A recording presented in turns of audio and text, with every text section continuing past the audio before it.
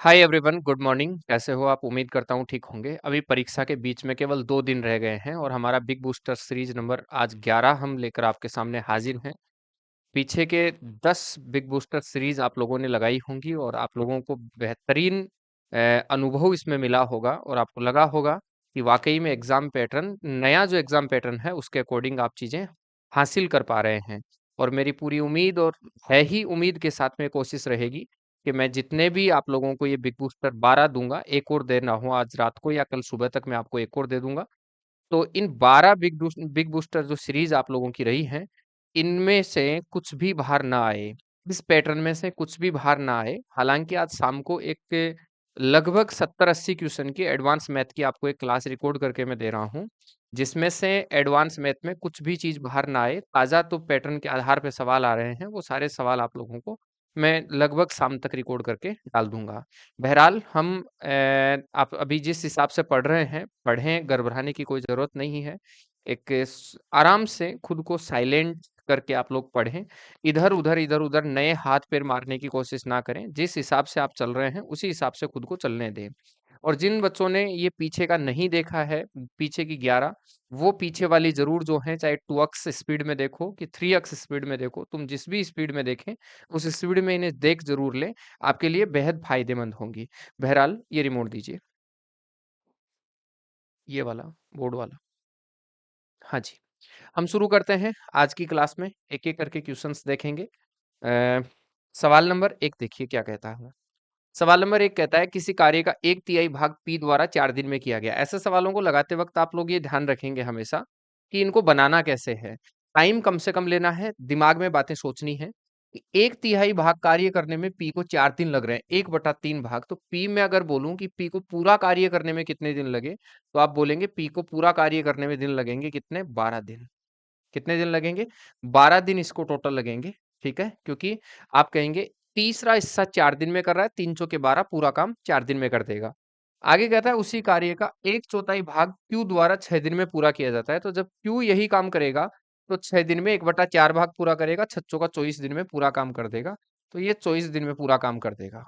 अगर मैं इन दोनों का एलसीएम लूँ, तो टोटल जो वर्क आएगा, वो आएगा 24। इसका मतलब टोटल कार्य कितना है? 24।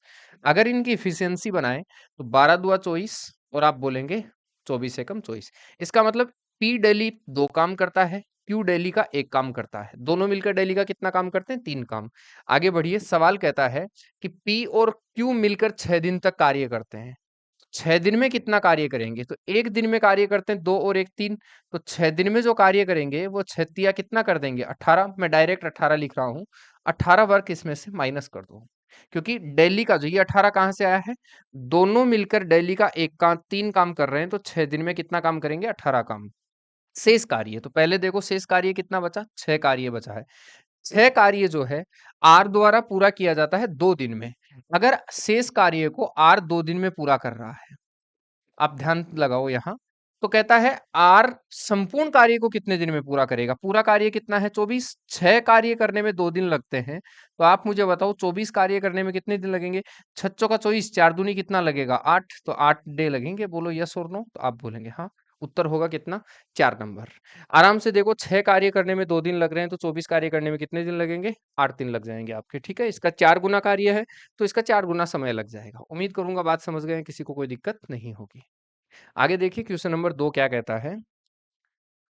यदि 20% की हानि पर 160 रुपए में 50 केले बेचे जाते हैं। एक तो पहले आप ये दिमाग में बिठा लो कि ऐसे आर्टिकल बेस वाले सवाल है ना, इतने रुपए में इतने बेचे जाते हैं, इस टाइप के जो सवाल हैं, इनको हमेशा ध्यान रखा करो कि रुपए ऊपर, आप रुपए ऊपर और संख्या नीचे लिख दो।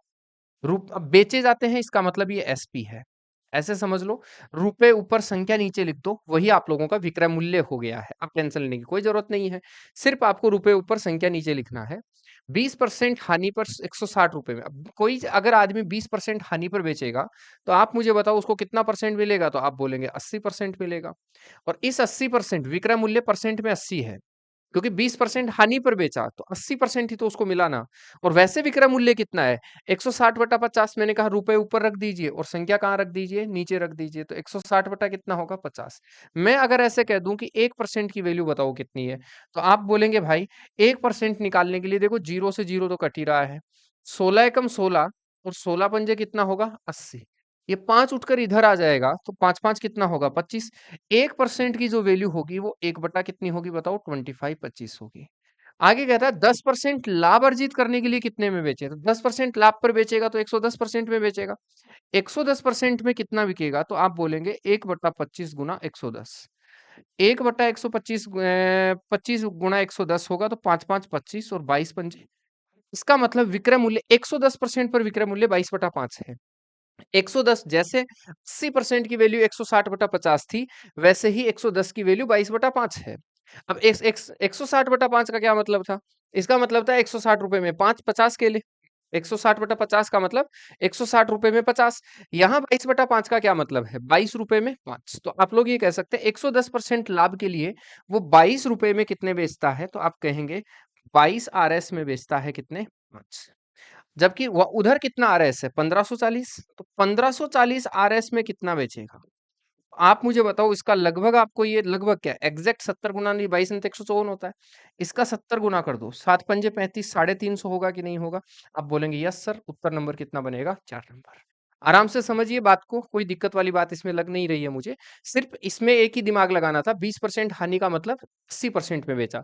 80% के लिए विक्रय मूल्य 160/50 है, रुपए ऊपर संख्या नीचे। बताओ 110% के लिए 10% लाभ का मतलब 110% के लिए क्या होगा? 110% के लिए 22/5, 22 रुपए में 5 होगा, लेकिन हमें 22 नहीं एक 150 1540 दिया है, तो 1540 के लिए 350 हो जाएगा। आगे देखो, जब 55, 50, 23 और 22 में से प्रत्येक में से अक्स घटाया जाता है, सबसे इंपॉर्टेंट है, ट्रेंडिंग है 2025 का सवाल, ये ध्यान रखेंगे। 2025 में वापस इसने अपना रुख बदला है। पहले ये 2021-22 के लगभग ट्रेंड में रहा था, 20-21 के लगभग, और 20-21 के बाद में अब वापस से इसको घुमा के लाए हैं 2025 में। तो निकट भविष्य में आप ध्यान रखेंगे 50, 55, 23, 22 में से प्रत्येक से अक्स घटाया जाता है, तो परिणामी संख्याएं इसी क्रम में समानुपात होती है। एक बात समझो भाई, अगर यहाँ समानुपात इस तरह के सवाल को अगर बेसिक से लगाओगे ना, तो ये बहुत लेंथी होता है। ऐसे होता है कि 55 में से अक्स घटाओ और 50 में से अक्स घटाओ बराबर 23 में से अक्स घटाओ और 22 में से अक्स घटाओ, फिर इनको सोल्व करो, सोल्व करने के बाद में अक्स की वैल्यू निकालो, वो अक्स की वैल्यू यहाँ रखो। बहुत लेंथी है, आपको ऐसा करने की कोई जरूरत नहीं है। मैं इसका एक सिंपल तरीका आप लोगों को बता दे रहा हूँ, सुनो। अगर आज के बाद में ऐसे शब्द आए कहीं कि इनमें से प्रत्येक में क्या जोड़ा जाए या क्या घटाया जाए कि समानुपाती हो जाए, तब आपको कुछ नहीं करना है। इनमें से बाहर वाले का बाहर वाले के साथ और अंदर वाले का अंदर वाले के साथ युग्म बनाना है। बाहर वाले के बाहर वाला और अंदर वाले के साथ अंदर वाले का जोड़ा बनाना है, और इनका योग पहले एक बार योग करना है बाहर वाले का बाहर वाले के साथ, और एक बार इनका बाहर वाले के बाहर वाले के साथ गुणनफल करना है। दो ही काम करने हैं, रट लो इस बात को दिमाग में, 2 दिन की बात है कि बाहर वाले का बाहर वाले के साथ गुणा करो और बाहर वाले का बाहर वाले के साथ योग करो। इधर अंदर का अंदर के साथ योग करो, गुणा भी करो। पहले योग करता हूँ, 55 22 कितना होगा 77, तो ये बन गया 77। 50 23 कितना होगा 73, तो ये हो गया 73। पहले करो दोनों का योग और इन दोनों का अंतर कर लो। अंतर कितना आ रहा है 4। ठीक है, अब करो गुणा। गुणा करेंगे, बाई पंजे कितना होगा 110 बचेगा 11, बाई पंजे 110 में 11 जोड़ेंगे तो होगा 121, 1210। अंदर वाले का अंदर वाले के साथ गुणा करो, 23 पंजे 115, तो 23 पंजे 115, और इनको भी आपस में घटा लो। इनको घटाओगे तो सर ये आएगा 121 60। इसका मतलब 4 60 के बराबर है। एक कितने के बराबर है? तो आप बोलेंगे सर एक होगा यहाँ 15 के बराबर, और जो एक आएगा वही अक्स की वैल्यू है। इसका मतलब प्रत्येक संख्या में से कितना घटाना है आपको? 15 घटाना है। क्या सीखे? बाहर वाले का बाहर वाले के साथ, अंदर वाले का अंदर वाले के साथ एक बार करो दोनों का योग, एक बार करो दोनों का गुणा, और फिर आपस में इसको घटा लो इसको घटा लो। इनका अंतर 4, इसका अंतर 60। 4 की वैल्यू 60 है, एक की वैल्यु 15 है। ये जो एक की वैल्यू आए यही अक्स की बात है, चाहे जोड़ने की बात हो चाहे घटाने की बात हो। अब और आगे पढ़ो, ये कहता है 3 7 अक्स का चतुर्थ अनुपाती बताइए। चतुर्थ अनुपाती है, आप समझ रहे हैं इसको? अ, चतुर्थ अनुपाती, 3 7 अक्स का चतुर्थ अनुपाती बताओ। इसका मतलब है, देखो चतुर्थ अनुपाती क्या होता है? ए अनुपात बी अनुपात सी अनुपात डी। इस डी की वैल्यू ज्ञात करना ही चतुर्थ अनुपाती है। यहाँ भी 3 चीजें होती हैं। फर्तमानुपाती, अगर फर्तमानुपाती पूछे, देखो इसमें 4 पद होते हैं टोटल। फर्तमानुपाती पूछे, इसको खाली छोड़ दो, क्वेश्चन मार्क लगा दो इसकी जगह। मध्यानुपाती पूछे, इन दोनों की जगह क्वेश्चन मार्क लगा दो। और तृतीयानुपाती पूछे तो यही पद एक बार और लिखा जाएगा, और यही तृतीयानुपाती चतुर्थानुपाती एक ही होता है, यही आपको ज्ञात करना है। बताओ, यहाँ पहले लेना है आपको कितना 3 और फिर लेना है कितना 7। अक्स को फिर लेना है और अक्स की वैल्यू कितनी है 15 और चतुर्थ अनुपाती आपको ज्ञात करना है। आप एक चीज सब जानते हो भाई, अंतः पदों का गुणनफल बाह्य पदों के गुणनफल के बराबर होता है। आप मुझे बताइए 15 संख्या कितना होगा 105। अगर 15 संख्या 105 हो रहा है तो किसको 3 से गुणा करूं कि 105 आ जाए, तो 35 3 105। इसका मतलब उत्तर कितना होगा 35 हो जाएगा। या फिर अंतः पदों का गुणनफल बराबर बाह्य पदों का गुणनफल कर लीजिए, बात एक ही है। आगे देखें प्रश्न संख्या 4 देखिए। मान लीजिए वह सबसे बड़ी संख्या है जिसे 31 61 इक्रानों में से भाग देने पर प्रत्येक बार में समान शेषफल बचता है। सर एक चीज ध्यान रखना, एक तो होता है प्रत्येक दशा में 0 शेषफल बचता है, उस कंडीशन में आपको इनका दिए गई संख्याओं का डायरेक्ट एचसीएफ निकालना होता है।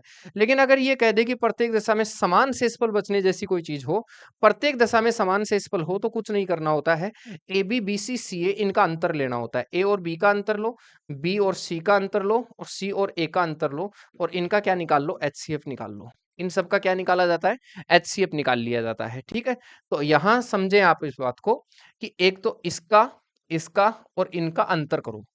30 31 और 61 का अंतर कितना होगा, तो आप बोलेंगे 30। 61 और 91 का अंतर कितना होगा 30। 91 और 31 का अंतर कितना होगा 60। इन सब का क्या निकाल लीजिए भाई एचसीएफ निकाल लीजिए।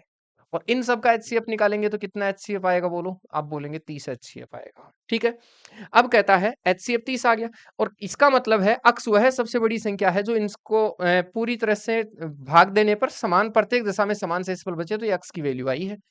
अगर भाई ये अक्स की वैल्यू आई है तो आगे क्या कहता है, अक्स और 48 का एलसीएम बताइए। अक्स की जगह कितना होगा 30, 30 और 48 का एलसीएम बताना है। अगर 30 और 48 का एलसीएम बताएंगे तो 6 पंजे 30, 6 इसमें छुपा है, 48 5 240, कितना हो जाएगा 240। ऑप्शन है 2 नंबर आपका आंसर होगा। यहाँ एक चीज ध्यान रखें भाई, इसके टुकड़े होते हैं 6 गुणा 5। कितना होता है 6 गुना 5। अब देखो 6 तो इसमें छुपा हुआ है, तो 6 नहीं लेना है, इधर से 5 लेना है, इधर से 48 गुणा कर देना है। एलसीएम आ गया कितना 240। ठीक है, यहां ये ध्यान रखेंगे प्रत्येक दशा में समान शेषफल बचने वाली कंडीशन में आप लोग इनमें से एक छोड़कर एक छोड़कर एक का अंतर करेंगे, सबसे जरूरी चीज है ये। आगे देखो, ये भी एक ट्रेंडिंग सवाल है। ठीक है, प्लीज ध्यान रखेंगे इसको। पेट्रोल के मूल्य में 75% की वृद्धि होती है, इसकी खपत में कितने परसेंट की कमी की जाए तो इस पर होने वाला खर्चा केवल 26% बढ़े। इसको आप ऐसे समझो, बहुत आसान तरीके से मैं बताता हूँ। मान लीजिए भाई पहले वे जो था वो 100 रुपए था, अब इस पेट्रोल के मूल्य में 72% वृद्धि हो गई। अब जो वे है वो आप ये कह दो कि गुरुजी अब वे हो गया कितना 175%।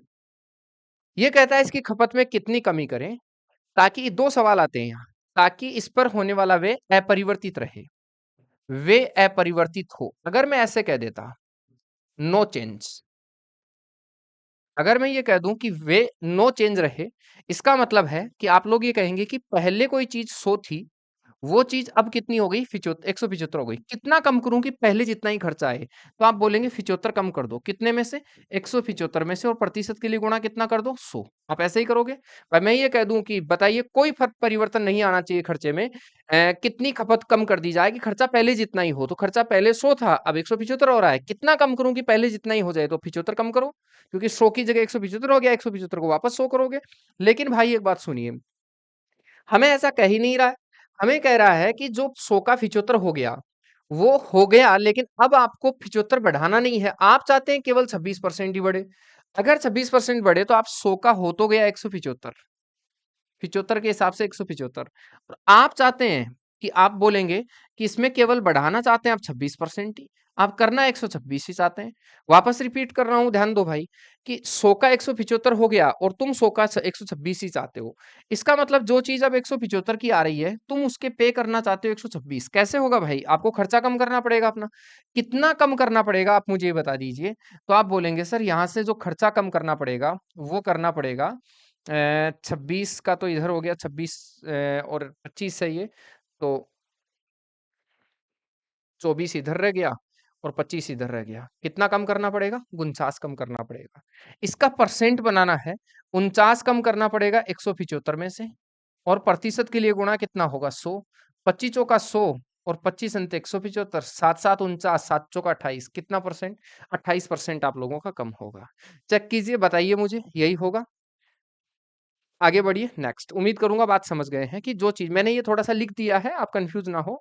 ऐसे ही समझो, जो चीज पहले 100 की आती थी वो 175 की आती है, अपरिवर्तित रहे तब तो 175 को घुमा के 100 पे ले जाओ वापस, तो 75 कम करना पड़ेगा 175 में से।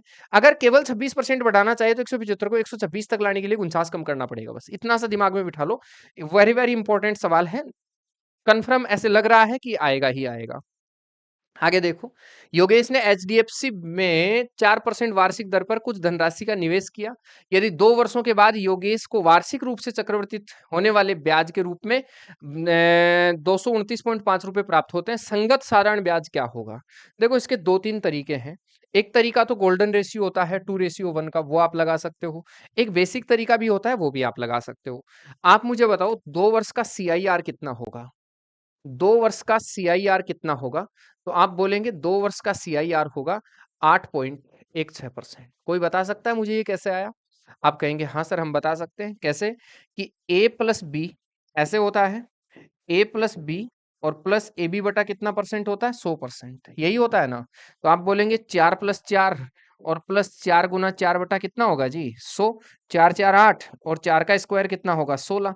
दोनों को जोड़ेंगे तो कितना आएगा? 8.16%। ठीक है, तो साधारण चक्रवर्ती ब्याज है 8.16%।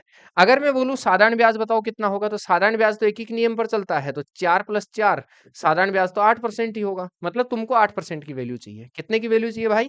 8% की तुमको वैल्यू चाहिए। अब 8% की अगर वैल्यू निकालेंगे तो पहले ये देखो 8.16% की ओरिज किसका मान दे रखा है? इसका मान दे रखा है 229.50। 5 कह दो कि 50 कह दो, मैं मेरे हिसाब से लगा रहा हूं क्योंकि इसमें पॉइंट से पॉइंट उड़ाना आसान रहेगा। 816% की वैल्यू 22,950 है। 8% की वैल्यू कितनी होगी, हमें तो ये पूछा है। तो सर पहले तो लगाओ 1 की, तो आप बोलेंगे 22,950 बट्टा 816, ये तो हो गई 1 की वैल्यू। 8 की चाहिए, 8 से गुणा कर दो। सर ध्यान रखें, 8 का मल्टीपल मत देख लेना इधर। आप बोलेंगे 8 एकम 8, 8 दूनी 16। बिल्कुल जी। अगर दो 17 की 102, 17 से कट रहा है, 17 से 102, 17 से काटूंगा 17 एकम 17, 17 × 51, 8 बचा, 17 5 85, कितना होगा? 1350। अगर 1350 को 6 से काटूंगा तो आप बोलेंगे छद्दुआ कितना होगा? 12, बचेगा कितना? 1 और 25 से 150, कितना रुपया होगा जी? 225। Option number D. एक तो ये तरीका है और मेरे हिसाब से इस सवाल के लिए यही बेस्ट है, ज्यादा कुछ भी खतरनाक नहीं साबित होगा आपके लिए, चिंता मत कीजिए। रही बात कैलकुलेशन की, वो आपको करना पड़ेगा सर, ठीक है? थोड़ा बहुत कैलकुलेशन आप कीजिए। एक सबसे इंपॉर्टेंट सवालों में से ये भी एक है, प्लीज सभी ध्यान देंगे, बहुत बढ़िया सवाल है। अक्सर बच्चे परीक्षा में कंफ्यूज होंगे इस तरह का सवाल अगर आया तो। कहता है कि रवि ने 24 किलोमीटर की दूरी 2 घंटे 24 मिनट में तय करने का निर्णय लिया। इसके अलावा उसने कुल दूरी का शुरुआती 1/3 भाग 8 किलोमीटर प्रति घंटे की चाल से। हाँ, दे दे दे दे।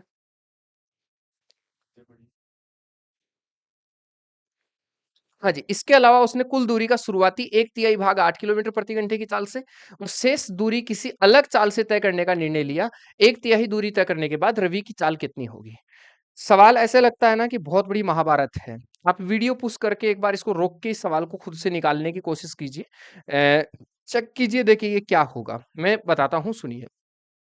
रवि ने 24 किलोमीटर की दूरी, पहले देखो रवि के लिए टोटल डिस्टेंस कितनी है? 24। टोटल टाइम कितने? 2 घंटे 24 मिनट तय कर ये निर्णय लिया है कि मैं 24 किलोमीटर की दूरी 2 घंटे 24 मिनट में पूरी करूंगा। इसके अलावा उसने कुल दूरी का शुरुआती 1/3 भाग 8 की स्पीड से तय कर दिया। एक चीज देखो, दूरी का 1/3 भाग 8 की स्पीड से तय करा। पहले मुझे बताओ दूरी कितनी है? आप बोलेंगे 24 किलोमीटर। 24 का 1/3 कितना होता है? 8 किलोमीटर। 8 किलोमीटर की दूरी 8 की स्पीड से तय करी, कितना घंटा लगा? 1 घंटा।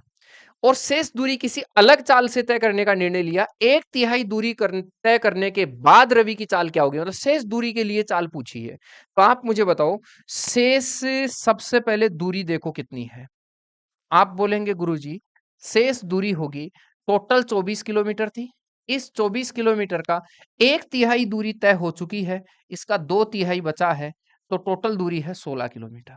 ये तो दूरी बाकी बची है। अच्छा, शेष समय कितना है ये भी देखो। आप बोलेंगे कि गुरुजी शेष समय के लिए हम 1 घंटा पूरा कर चुके हैं। भाई आप समझिए, 2 घंटे 24 मिनट पूरा टाइम था। 1/3 बोले तो 8 किलोमीटर की दूरी इसकी बनती है, और इसकी 8 किलोमीटर दूरी 8 की स्पीड से तय करेगा तो 1 घंटा लगेगा। 1 घंटा यूटिलाइज कर चुका है। आप मुझे बताओ कितना बच जाएगा? आप बोलेंगे 1 घंटा और 24 मिनट बचेगा। अब 1 घंटा 24 मिनट को हम घंटे में कन्वर्ट करते हैं। आप बताओ, 1 घंटा पूरा है, 24 में 60 का भाग देंगे, घंटा बनेगा। आप बोलेंगे 12 पंजे 60 और 12 दूनी 24, मतलब 1 घंटा दो, 1 से ही 2/5 घंटे का टाइम बनेगा। 5 दूनी 5 एकम 5 और 2 7, 7/5 घंटे का टाइम टोटल बनेगा। अगर 7/5 घंटे का टोटल टाइम है, मैं ये कह दूं कि बताइए चाल कितनी होगी, तो इस दूरी बटा समय बराबर चाल होता है।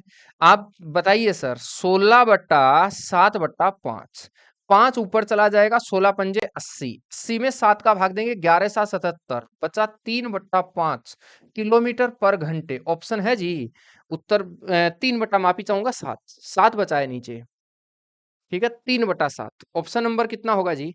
बी आपका राइट आंसर होगा। आराम से देखिए, कितना मुश्किल सा सवाल लगने वाला, मैंने 2 लाइन में सोल्व कर दिया है। आप दिमाग लगाओ, शेष दूरी कितनी बची है, दिमाग लगाओ, शेष समय कितना बचा है, दूरी शेष दूरी के लिए चाल आ जाएगी। 15 गेंद को 1220 रुपए में बेचने पर 5 गेंद के विक्रय मूल्य के बराबर हानि होती है। एक गेंद का क्रय मूल्य कितना है, हमें पूछा है। पहले एक चीज समझो, इस तरह के सवालों में रुपए को कैंसिल कीजिए। ये कहता है कि 15 गेंद बेचने पर 5 गेंद के क्रय मूल्य के बराबर हानि होती है। इसका मतलब हानि हो रही है, मतलब 5 गेंद बेचने पर 5 गेंद, माफी चाहूंगा, 15 गेंद बेचने पर 15 गेंद का क्रय मूल्य नहीं मिला। 15 गेंद बेचने पर 15 गेंद बेचने पर 15 गेंद का क्रय मूल्य नहीं मिला। काश 15 गेंद बेचने पर 15 गेंद का क्रय मूल्य मिल जाता, तो न लाभ न हानि। एक बार मैं मान लेता हूं न लाभ न हानि हुआ, 15 गेंद बेचने पर न लाभ न हानि हुआ, तो 15 का एसपी 15 का सीपी के बराबर है। लाभ होने का मतलब है 15 गेंद बेचने पर 15 का सीपी तो मिला ही, प्लस कुछ एक्स्ट्रा मिला। हानि होने का मतलब है 15 के सीपी से थोड़ा कम मिला। कितना कम मिला? 5 गेंदों का सीपी कम मिला। यहाँ क्रय मूल्य है, विक्रय मूल्य आता तो 5 का एसपी लिखते तुम, यहाँ सीपी कम मिला है। आप बताइए, इसका मतलब 15 का एसपी बराबर होगा 10 का सीपी। तो तुम ये दावा कर सकते हो कि 15 गेंद जितने में खरीदी उतने में 10 गेंद बेची है। उल्टा बोल दिया, 15 गेंद जितने में बेची उतने में 10 गेंद खरीदी थी। ये कहता है कि 15 गेंद जो है वो 1220 रुपए में बेची थी। अगर ये 15 गेंद 1220 रुपए में बेची थी, तो मेरे भाई ये 10 गेंद भी 1220 रुपए में ही बेची, खरीदी थी, क्योंकि 15 गेंद का विक्रय मूल्य 10 गेंद के क्रय मूल्य के बराबर है। बताओ इसका कितना गुना है? 122। इसका मतलब एक गेंद का कितना क्रय मूल्य होगा? 122 रुपए होगा। यहां बस इतना सा समझना था और कुछ खास नहीं है, बहुत इजी सवाल है। आगे देखिए, प्रश्न संख्या 9। एक औसत में ये भी ट्रेंड कर रहा है, प्लीज ध्यान देंगे। अक्षय, अतुल, बवन का औसत वजन 46 किलो है। इसका मतलब तुम ये कह दीजिए कि अक्षय, अतुल और बवन, इसका औसत वजन 46 किलो है। टोटल वजन देखूंगा, 3 जने हैं, तो 4, 120, 36, 18, 138 होगा। अब ये कहता है अक्षय और अतुल का औसत वजन। ध्यान दो, अक्षय और अतुल का औसत वजन, या यहां लिखता हूं अक्षय और अतुल का औसत वजन कितना दे रखा है? 39। तो 39 को 2 से मल्टीपल करूंगा, कितना बनेगा जी? 39 2 78। फिर कहता है अतुल और बवन का, एक तो अतुल और एक बवन, इनका औसत वजन कितना दे रखा है? 46। 46 दुआ कितना होगा जी? 92। आप दिमाग लगाइए मेरे भाई कि अगर मैं इन चारों में से 1 2 3 4, अक्षय, अतुल, अतुल, बवन, अतुल यहाँ 2 बार है, इन तीनों को मैं अगर माइनस कर दूं, तो देखो अक्षय से अक्षय कट जाएगा, अतुल से अतुल कट जाएगा, बवन से बवन कट जाएगा। आप मुझे बताओ कौन बचेगा? तो आप बोलेंगे सर बवन बचेगा, सॉरी अतुल बचेगा, क्योंकि अतुल 2 बार है। यहाँ 2 और 2 4 नाम है, इन 4 में से 3 घटा दो, अतुल, अक्षय से अक्षय, अतुल से अतुल, बवन से बवन, एक अतुल बच गया। इसका मतलब अगर इन चारों में से इन तीनों को घटाऊंगा तो अतुल बचेगा, तो इन दोनों में से ये वाला माइनस कर दो, आंसर बचेगा। आप बताओ, 8 और 2 10, 10 में से 8 गया तो इकाई बचेगा 2। इकाई 2 2 में 3 में है, पूरा ही कर लीजिए। सर इसका 8 इसको दे दूंगा तो 100 170। 170 में से अगर 38 घटाऊंगा तो आप बोलेंगे कितना बचेगा? 32। Option number C. ठीक है, आप समझ गए ना यहाँ? इन चारों में से इन 3 का माइनस कर दो, चारों में से 3 का माइनस कर दो। अभी ट्रेंडिंग में चल रहा है, ध्यान रखेंगे इसका। आगे प्रश्न संख्या 10 देखिए। वार्षिक साधारण ब्याज की दर पर ये कहता है समान दर पर अमित 5400 रुपए की राशि निवेश करता है और गोपाल 10,200 की राशि निवेश करता है। 4 वर्ष के अंत में गोपाल को अमित से 960 रुपए अधिक ब्याज प्राप्त होता है। ब्याज की दर बताओ। अच्छा, एक तो शॉर्टकट बताऊं, दर बराबर क्या होता है? आप जनरली ये मानते हैं कि दर बराबर होता है ब्याज गुणा 100 बटा मूलधन गुणा क्या बनता है? समय। यही बनता है भाई। अब एक चीज ध्यान रखो, अगर ब्याज की जगह ब्याज का अंतर, आप मुझे बताओ 960 रुपए अधिक ब्याज होने का क्या मतलब है? किसी संख्या का एक संख्या से ज्यादा होना, कम होना अंतर को बताता है। तो इसका मतलब दोनों ब्याज के बीच में अंतर कितना है जी? दोनों ब्याज के बीच में अंतर है 960 का। अगर ब्याज की जगह तुम ब्याज का अंतर ले रहे हो, ब्याज की जगह ब्याज का अंतर ले रहे हो, तो मूलधन की जगह मूलधन का अंतर ले लो। और अगर समय का अंतर दे रखा है तो समय का अंतर ले लो। यहां कहता है एक मूलधन 5400 है, एक मूलधन 10,200 है। आप मुझे बताओ इन दोनों में अंतर कितने का है? तो 5400 और 10,200 का बोले तो ये बच गया कितना? 4600 4800।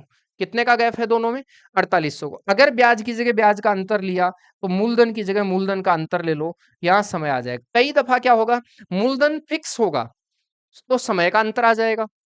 ठीक है, दर होगी, दर का अंतर आ जाएगा। आप इसे हल कर दीजिए सर, तो आप बोलेंगे 2 जीरो से 2 जीरो, 48 दूनी कितना होगा? 96, 500 के कितना होगा? 20। बोले तो कितना परसेंट होगा? 5% आपका राइट आंसर होगा। एक ही दिमाग में बिठा लीजिए, अगर ब्याज की जगह ब्याज का अंतर है तो मूलधन की जगह मूलधन का अंतर ले लीजिए, फिर दर वाला नॉर्मल फॉर्मूले में मान रख दीजिए, दर आ जाएगी। या अगर कोई बेसिक से बनाना चाहे तो इसका बेसिक से यही तरीका है सर कि 10,000 मूलधन गुणा दर गुणा समय बटा 100। ठीक है, इसमें से अगर आप कहेंगे दूसरे का मूलधन गुणा दर गुणा समय बटा 100 माइनस करेंगे तो उत्तर आता है 960। इसको सोल्व कर लेना भाई, दूसरा तरीका ये है। ठीक है, आप अपने हिसाब से इसको सोल्व कर लीजिए, एक ये भी तरीका है। आगे बढ़े, प्रश्न संख्या 11 देखो। प्रश्न संख्या 11 कहता है 66 माइनस 2 गुणा 10 प्लस 2, फिर छोटा कोष्टक है, मंझला कोष्टक 18 माइनस 2 कोष्टक 7 माइनस 4 गुणा 3 भाग 50। खैर प्रश्न पढ़ के क्या भली करोगे, सीधे मुद्दे पे आओ। सबसे पहले छोटे कोष्टक हल करो, बताओ 7 में से 4 गया 3, 3 को 2 से गुणा करो 6, 6 को 3 से गुणा करो 18, ये 18 आ गया। इस 18 में से 18 माइनस कर दो, जीरो। इस जीरो को 2 से गुणा करो, जीरो। इस जीरो में 5 का भाग दो, 50 का भाग दो। जीरो में किसी भी संख्या का भाग देने पर जीरो ही आता है। इसका मतलब आप लोग ये कह दो कि ये सारा जीरो हो गया। बचा कौन? 66 माइनस 2 गुणा 10 प्लस जीरो। 10 दूनी 20, 20 66 में से माइनस कर दो 46। आंसर कितना होगा? 46। इसको रट लो, सरलीकरण का सवाल आएगा, श्योर है। मैंने पिछले 11 मॉक टेस्ट आपको लगवा दिए, उनमें से कोई एक आना है, तय है। लिख के दे रहा हूं, आप आराम से इसको समझ लो। और अब पूरी संभावना इसकी है।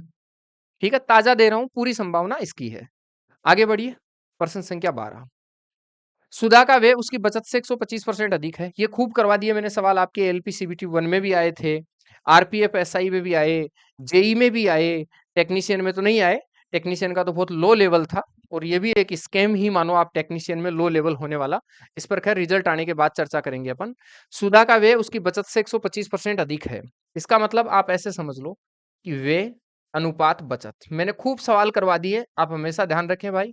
व्यय अनुपात बचत और बराबर आय, मतलब इन दोनों को जोड़ने पर बचत आय आती है। ठीक है, अब ये कहता है कि उसका व्यय बचत से, तो मैं ऐसे मानता हूं बचत उसकी 100% मान लेता हूं। 125% ज्यादा होने का मतलब ये कितना होगा जी? 225% होगा। आप बताओ 25 का कितना होता है? 100। तो 25 नाम कितना होता है? 225। तो मैं 9 अनुपात 4 लिख रहा हूं डायरेक्ट। तो आप बोलेंगे सर ये 4 होगा, ये 9 होगा। तो बताओ आय कितनी हो गई? 13। अब एक काम करो, जो बेसिक से पढ़ने वाले हैं वो बेसिक वाले सुनो। एक तो ये तरीका होता है इसका कि इस 9 में तो 14% की कमी हो रही है। ध्यान दो, इसका शॉर्टकट होता है कि इस 9 में 14% की कमी प्लस इस 4 में 38% की वृद्धि। तो बताओ संपूर्ण आय में कितने परसेंट का चेंज आया? एक तो ये तरीका होता है। इस 9 में 14% की कमी, 4 में 38% की वृद्धि। तो बताओ 13 में टोटल कितने परसेंट का चेंज आया? अब इसको हल कर लो, आंसर आ जाएगा। वापस बोल रहा हूँ, इन दोनों को जोड़ने पर ये अनुपात बनता है। तो इस 9 में 14% की कमी और 4 में 38% की वृद्धि है। तो बताओ संपूर्ण पर क्या प्रभाव पड़ा? यहाँ अगर दोनों घटाने से 13 बन रहा होता तो हम घटा देते। तो 14 नाम में कितना हो गया? 126, बढ़िया बात है। प्लस 38 चौका कितना हो गया? 152, बराबर कितना होगा जी? 13 अक्स। घटाएंगे, 26 दूनी 52 होता है, बराबर 13 अक्स। अक्स बोले तो कितना होगा? 2। आंसर नंबर कितना आएगा? सी। एक तरीका है। अगर किसी को ये तरीका सूट नहीं होता है तो इनको कन्वर्ट कर लो, 900, 400, 1300 बना लो।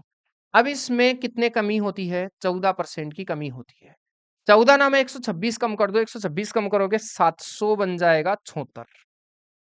इधर 38% की वृद्धि होती है, 38% की वृद्धि होगी, 38 का 152 कम कर दो, बन जाएगा 552।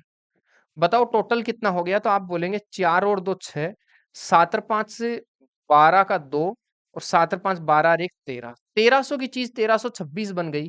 कितनी ग्रोथ हो गई? 26 की 1300 पर, और प्रतिशत के लिए गुणा कितना होगा? 100। 13 दूनी 26, वही 2% आपका राइट आंसर होगा। कोई भी अप्रोच लगा सकते हो, आंसर वही आना है। आगे देखें 13। 4 अंकों की सबसे बड़ी संख्या क्या है जो 9, 18, 23 से भाग देने पर प्रत्येक स्थिति में 5 शेषफल बचे?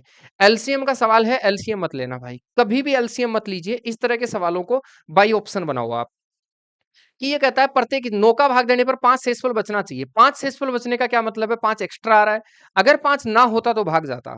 तो मैं ये कह देता हूं, अगर मैं इसमें से 5 घटा दूं, इसमें से 5 घटा दूं, इसमें से 5 घटा दूं, इसमें से 5 घटा दूं, तो ये तो बनेगा सर 99। कितना आप बोलेंगे? 41 और 5 36 और 5 41। इधर बनेगा ये कितना? 916। इधर बनेगा कितना? 900, 8 और 5 13 58। और ये बनेगा 900 कितना? 30। अब 5 घटाने के बाद 9 का भाग जाना चाहिए। ऐसा कौन सा ऑप्शन है जो 9 से विभाजित, 9 को 9 जो 9 से विभाजित है? यहाँ ये 9 से विभाजित है, यस। ये 9 से विभाजित है, 9 9 चला गया, नहीं जा रहा है। 9 9 कट गया, 8 और 5 13 ही होता है। 9 9 कट गया, 3 ही होता है। इसका मतलब सही आंसर कौन सा है? 1 नंबर। ऐसा कौन सा ऑप्शन है प्रत्येक स्थिति में 5 से लाने का मतलब 5 एक्स्ट्रा है? काश ये 5 ना होता तो 9 का पूरा पूरा भाग जाता। तो सब में से 5 घटाने के बाद 9 का भाग लगाकर देख लो, 9 से विभाज्यता बेसिक पता होगा, अंकों को जोड़कर देखा जाता है, 9 से विभाज्यता लग जाती है। प्रश्न संख्या 14 देखें। यदि घनाभ की लंबाई दुगुनी, ऊंचाई आधी और चौड़ाई तिगुनी कर दी जाए तो इसका आयतन v कितना हो जाएगा? देखो सर, ये तो लंबाई, ये चौड़ाई और ये ऊंचाई, ठीक है। ये कहता है कि मैं पहले लंबाई भी एक मानता हूँ, चौड़ाई भी एक मानता हूँ, ऊंचाई भी एक मानता हूँ। तो आप मुझे बताओ आयतन कितना होगा? तो एलबीएच होता है, आयतन एक ही रह जाएगा। आयतन एलबीएच होता है, एक ही रह जाएगा।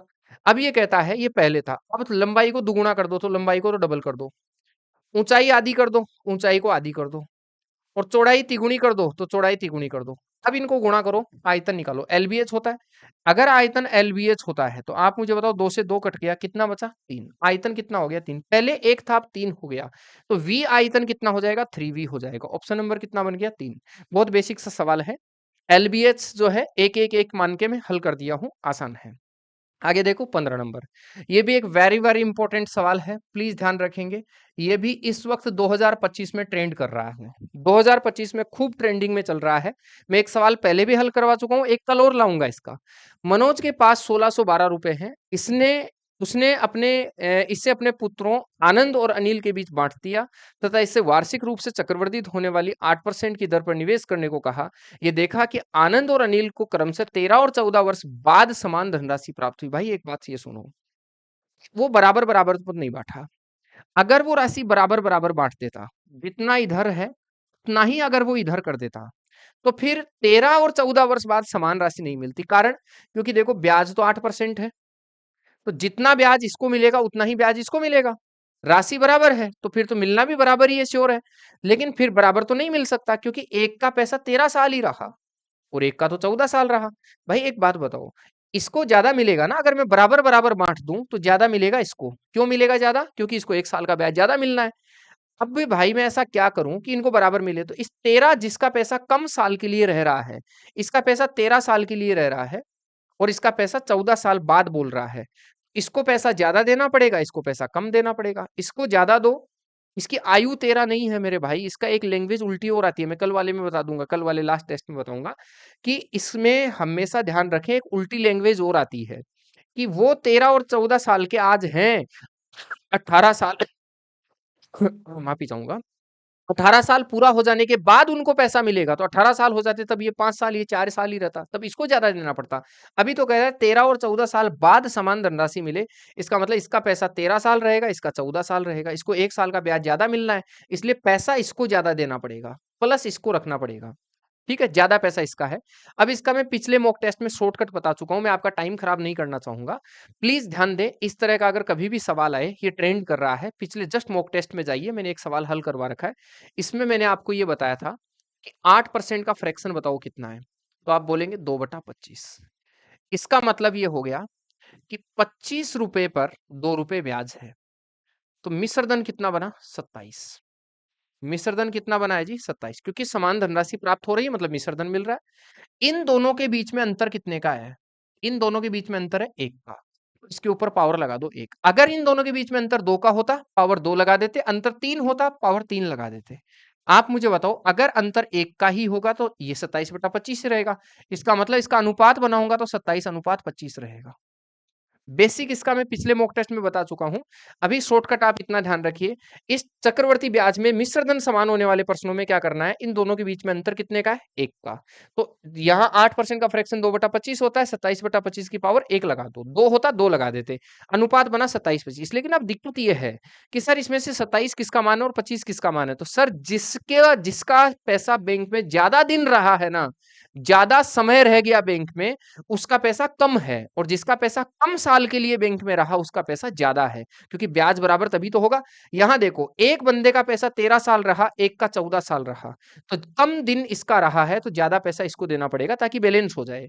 13 साल वाला कौन है? आनंद और अनिल को क्रम से, तो आनंद जो है वो 13 साल का है, AND 13 साल का है, और ANIL 14 साल के लिए इसका पैसा रहा, 27/25 हो गया।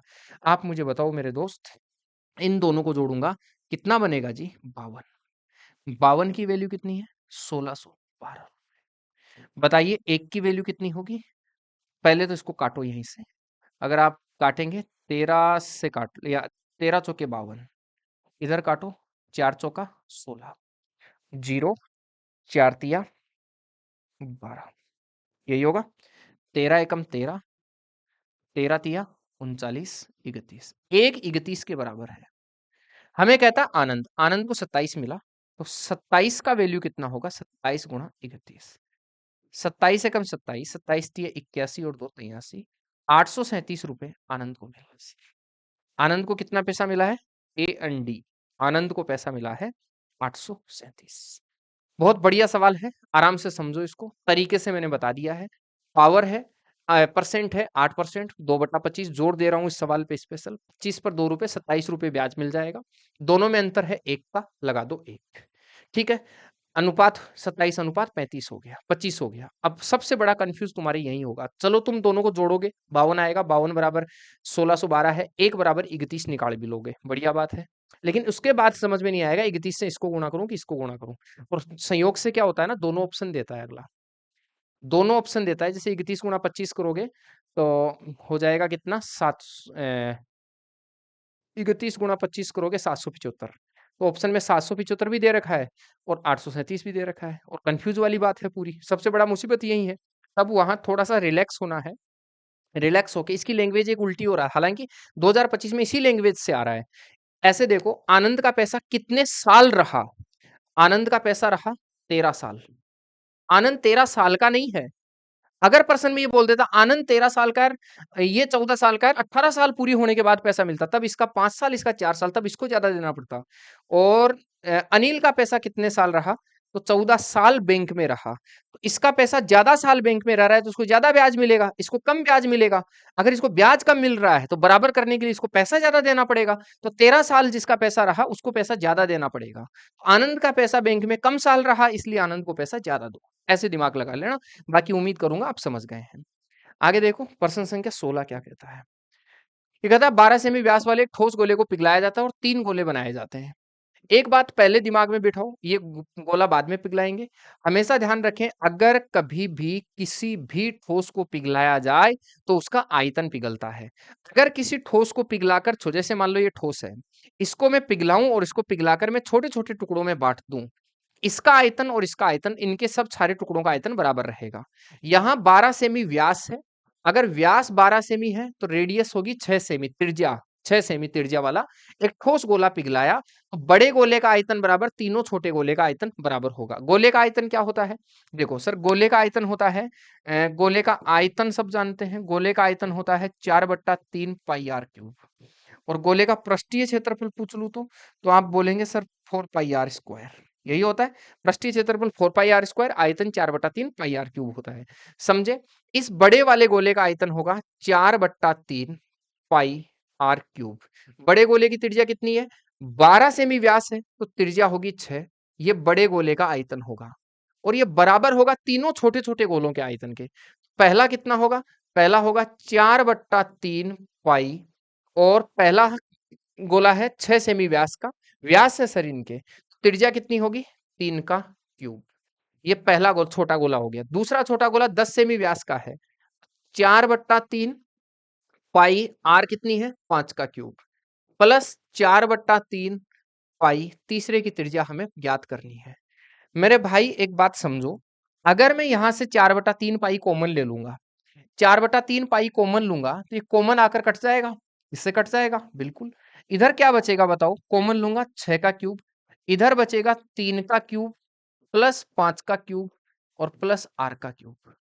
एक बात दिमाग में बिठा लो, अगर छोटे छोटे एक बड़े गोले को पिघलाकर छोटे छोटे गोलों में कन्वर्ट किया जाए तो बड़े गोले की त्रिज्या का क्यूब सारे छोटे गोलों की त्रिज्याओं के क्यूब के योग के बराबर होता है। बाकी ये तो सर जब बेसिक से हम मैथ्स पढ़ते हैं तब सिखाने की बातें होती है, अभी हम सीखने पर जोर नहीं देंगे। सर ये तो हो गया 216 प्लस मेरे भाई बराबर ये हो गया 27, और प्लस ही हो गया 125, और प्लस ही हो गया आर का क्यूब। या तो इन दोनों को जोड़कर इधर माइनस कर दो, एक तरीका है, और दूसरा तरीका दिमाग लगा लो, 27 25 152 होता है, ये 216 है, 48 इधर बच गया, 16 इधर 64, तो 64 बराबर किसके होगा? आर का क्यूब होगा। 4 बराबर किसके होगा? आर के। तो त्रिज्या कितनी होगी? 4। भाई अगर त्रिज्या 4 है, इसका मतलब तीसरे गोले की त्रिज्या 4 है, हमें तीसरे गोले का पृष्ठीय क्षेत्रफल चाहिए। अगर तीसरे गोले का पृष्ठीय क्षेत्रफल चाहिए तो आप मुझे बताओ पृष्ठीय क्षेत्रफल क्या होता है? 4 पाई आर स्क्वायर, यही होता है। आप कहेंगे 4 × 22/7। अच्छा, पाई में ऑप्शन दे रखा है, पाई ही रहने दो।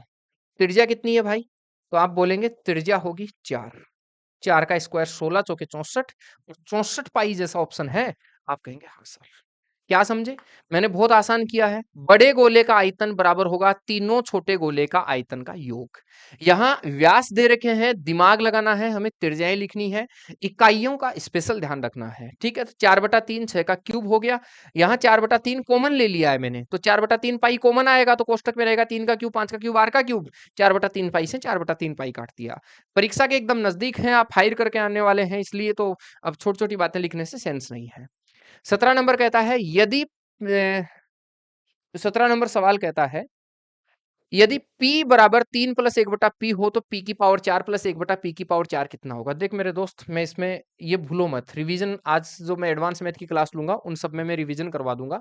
आप ये बताओ, इस p को इधर ले आओ, 1/p हो जाएगा माइनस का, प्लस का है तो बराबर में तो कितना रहेगा? 3 ही रहेगा।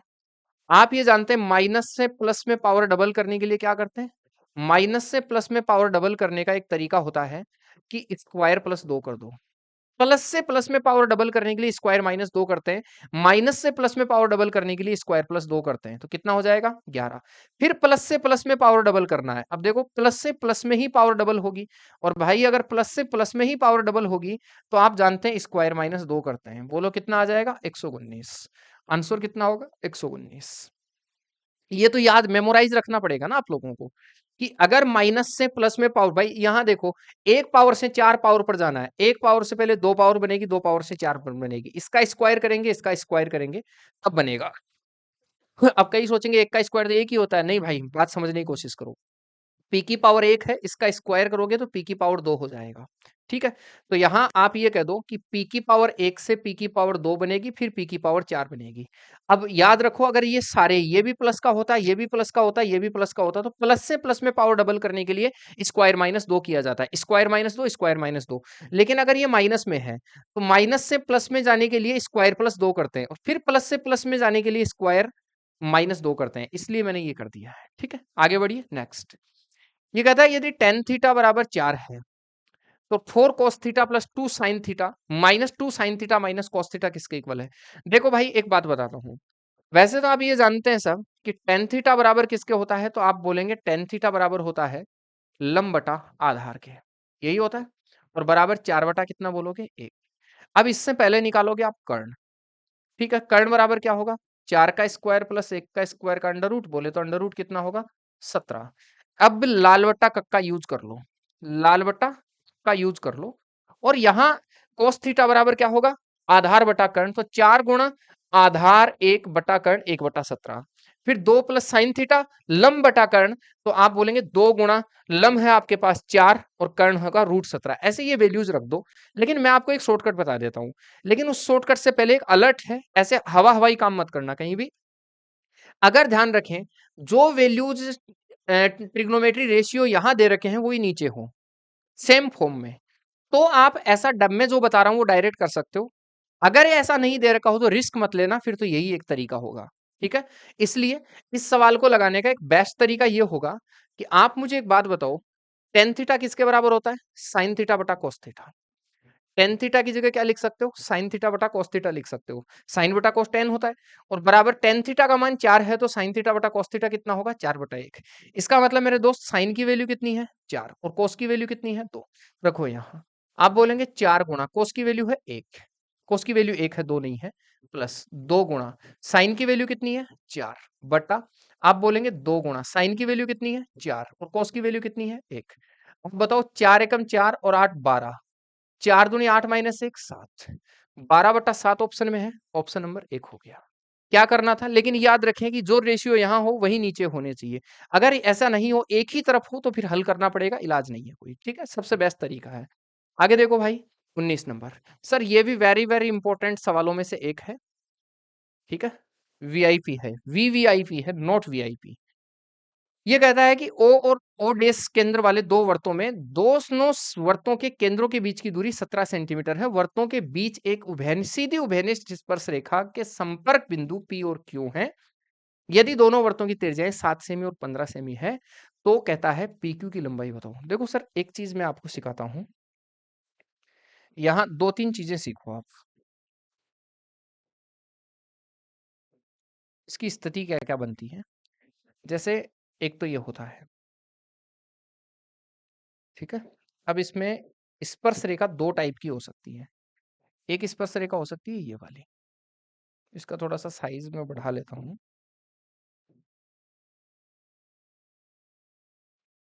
एक तो स्पर्श रेखा होती है ये वाली, ठीक है, और एक स्पर्श रेखा होती है ये वाली। ऐसे दो स्पर्श रेखा होती है भाई, ऐसे दो स्पर्श रेखा होती है। इस स्पर्श रेखा को नाम देता हूं मैं पी क्यू, और इसको नाम देता हूं एम एन। एक बार, और ये इसका केंद्र है, ये इसके केंद्र है। इन दोनों केंद्रों के बीच की जो दूरी है ए से बी तक, वो ए से बी तक की दूरी को मैं डी के नाम से बोलता हूँ। किस नाम से बोलता हूँ? डी के नाम से। इसकी जो रेडियस है वो रेडियस R1 कह दो, और इसकी रेडियस जो है वो R2 कह दो। एक बात याद रखें सर, अगर ऐसे समझ लो, इन दोनों के केंद्रों के बीच की दूरी है ये R1, ये R2, ये एक स्पर्श रेखा है, एक स्पर्श रेखा है। अगर मेरे भाई PQ की मान पूछे, स्पर्श रेखा PQ के बारे में पूछे, तब तो होगा D का स्क्वायर माइनस R1 का स्क्वायर माइनस R2 का स्क्वायर का under root, sorry, R1 minus R2 का स्क्वायर का अंडर रूट।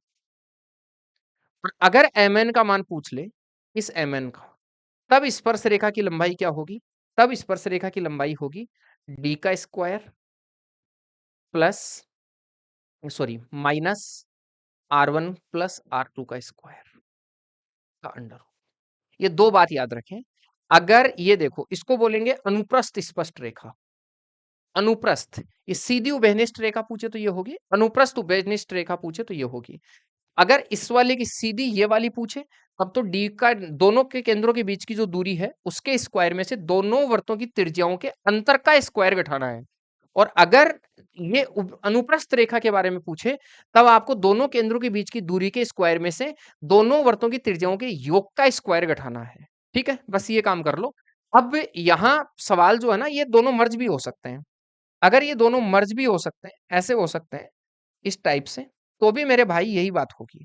फिर पूछ लेना कि बताओ ये वाली कितनी होगी, स्पर्श रेखा, तो भी आपको ये वाला ही अप्रोच लगाना है। ठीक है, इसी अप्रोच से लगाना है। अब आइए पर्सन क्या कहता है। ये कहता है कि देखो एक चीज, इस वाले में ये तिरछी बन गई, इसमें जीवा उभयनिष्ठ बन सकती है, लेकिन ये नहीं बनेगी ना। यहाँ तो उभयनिष्ठ यही होगा, और इसके लिए भी क्या करना है, आपको यही वाला अप्रोच लगा देना है। अब पर्सन क्या कहता है, दोनों केंद्रों के बीच की दूरी 17 है। वर्तों के बीच एक सीधी उभयनिष्ठ रेखा से संपर्क बिंदु P और Q है, यदि दोनों वर्तों की त्रिज्या, देखो एक की त्रिज्या 7 है और एक की 15 है। अगर त्रिज्या 7 और 15 है, तो 15 और 7 कितना होता है, 22। तो दोनों केंद्रों के बीच की दूरी जो है वो आप ये 22 होनी चाहिए कम से कम। अगर ये दोनों अलग अलग होते तो दोनों केंद्रों के बीच की दूरी कितनी होती जी, 22। अलग अलग होंगे तो फिर 22 से ज्यादा होगी तो दोनों केंद्रों के बीच की दूरी। यहाँ तो केंद्रों के बीच की दूरी 17 ही दे रखी है, इसका मतलब वो क्रॉस करके हैं। अगर दोनों वर्त क्रॉस करके हैं, तो हमें तो क्या पूछा है, हमें पूछा है कि बताओ इस वाली की लंबाई कितनी होगी। मैंने कहा इस वाली की लंबाई निकालनी है तो दोनों केंद्रों के बीच की दूरी कितनी है, 17 का स्क्वायर माइनस दोनों त्रिज्याओं के बीच की अंतर बताओ, 15 माइनस 7 का स्क्वायर का अंडर रूट, यही होगा। आप बोलेंगे 289 माइनस 15 में 7 गया, 8 का स्क्वायर 64। अगर 64 करेंगे 225, 225 का अंडर रूट कितना हो जाएगा, 15। ऑप्शन नंबर बोलो, उत्तर होगा एक नंबर। ठीक है, ये बात आप ध्यान रखो, बहुत शानदार सी बात मैंने बताई है। ये दो ही फॉर्मूले आपके काम में आने हैं, सवाल आया तो ऐसे ही बनेगा। एक तो यहाँ से सवाल आएगा, और एक सवाल जो आता है ना, अगर आपने कभी देखा हो तो ये वाला सवाल आता है एक, ध्यान रखो। वर्त जो होता है कि दो छेदक रेखाएं बाहर मिलती हैं, या फिर एक छेदक रेखा और एक स्पर्श रेखा बाहर मिलती है। एक स्पर्श, बस वर्त में आपके इससे ज्यादा सवाल नहीं आएंगे, चिंता मत करो। कई कभी कभार ऐसे पूछ लेता है इनके बारे में कि अंदर ही दोनों अगर काटे, ठीक है, तो मैं जो एडवांस मैथ का एक अप्रोच लेके आ रहा हूँ, उसमें आपको ये सारी चीजें बता दूंगा, टेंशन लेने की जरूरत नहीं है। आगे देखिए, प्रश्न संख्या 20 क्या कहता है। यदि एक समबहुभुज के सभी अंतःकोण 120 डिग्री हैं, तो बहुभुज के विकर्णों की संख्या बताइए कि बहुभुज के विकर्ण कितने होंगे। सर एक चीज ध्यान रखो, सभी का मतलब यहाँ प्रत्येक है, सभी का मतलब प्रत्येक है, क्योंकि सभी अंतःकोणों का योग मिनिमम बहुभुज त्रिभुज बनता है, और त्रिभुज के अंतःकोणों का योग 180 होता है, तो सारों का योग 120 तो होना पॉसिबल ही नहीं है। प्रत्येक 120 है। विकर्णों की संख्या पूछिए कि विकर्णों की संख्या कितनी होगी। सर विकर्ण की संख्या निकालने के लिए पता है क्या करते हैं, विकर्ण की संख्या निकालने का तरीका होता है n कोष्टक n-3/2, ये विकर्ण का फॉर्मूला होता है। एन यहाँ भुजा है, तो पहले आपको भुजा निकालनी पड़ेगी। अगर पहले भुजा निकालेंगे तो एक चीज ध्यान रखो, एक इंटरनल एंगल और एक्सटर्नल एंगल का योग हमेशा 180 डिग्री होता है किसी भी बहुभुज में। अच्छा भुजा कैसे निकालते हैं, अगर मैं ऐसे बोल दूं कि बताओ भुजा कैसे निकालोगे। सर भुजा की संख्या निकालने का तरीका होता है कि 360 में एक बाहें कोण का भाग दे दो, 360 डिग्री में एक बाहें कोण का भाग दो, लेकिन बाहें कोण तो दिया ही नहीं है। देखो यहाँ विकर्ण चाहिए, विकर्ण के लिए भुजा चाहिए, भुजा के लिए 360 में एक बाहें कोण का भाग दो, अगले ने एक बाहें नहीं अंत दे दिया, एक अंतःकोण 120 डिग्री है। अरे भाई अंतःकोण और बाहें कोण का योग 180 डिग्री होता है, तो अगर अंतःकोण 120 है तो बाहें कोण कितना बचेगा बताओ, 60 बचेगा। अगर बाहें कोण 60 है तो मैं बोलूंगा भुजा बताइए कितनी होगी, तो भुजा बराबर होगी 360/60। 360/60 बोलेंगे तो भुजा होंगी कितनी, 6। अब जल्दबाजी में 6 टिक मत कर देना, ऑप्शन में 6 दे रखा है। हमें डायगोनल पूछा है कि बताइए विकर्ण की संख्या कितनी होगी। मेरे भाई अगर विकर्ण की संख्या पूछी है तो आप लोग ये कह दीजिए कि n कोष्टक, तो 6 गुणा 6 माइनस 3, 3 और बटा कितना होगा 2, 6 3 18 में 2 का भाग देंगे 9। विकर्ण की संख्या कितनी होगी भाई, 9। उम्मीद करूंगा बात समझ गए हैं। ठीक है, ये विकर्ण का फॉर्मूला है। और भुजा निकालने के लिए 360 में एक बाहें कोण का भाग देंगे, और एक बाहें कोण हमारे यहाँ नहीं दिया, एक अंतः दिया था, एक अंतः को 180 में से घटाकर एक बाहें निकाल लिया और फिर आंसर निकाल दिया। आगे देखो प्रश्न संख्या 21 क्या कहता है। दो व्यक्तियों ए और बी की आयु के बीच का अंतर 16 है। एक चीज तो ध्यान रखना, अंतर हमेशा परमानेंट सेम चलता है। अगर अंतर आज 16 का है तो 6 साल पहले भी 16 साल का ही अंतर था। अंतर ऑलवेज इक्वल, मतलब आधी हिंदी आधी अंग्रेजी गई है ना, कि अंतर हमेशा बराबर चलता है। जैसे मेरे ताऊजी और मेरे पिताजी के बीच में अंतर 6 साल का है, तो वो जब मैं पैदा नहीं हुआ था तब भी दोनों के बीच में 6 साल का ही था।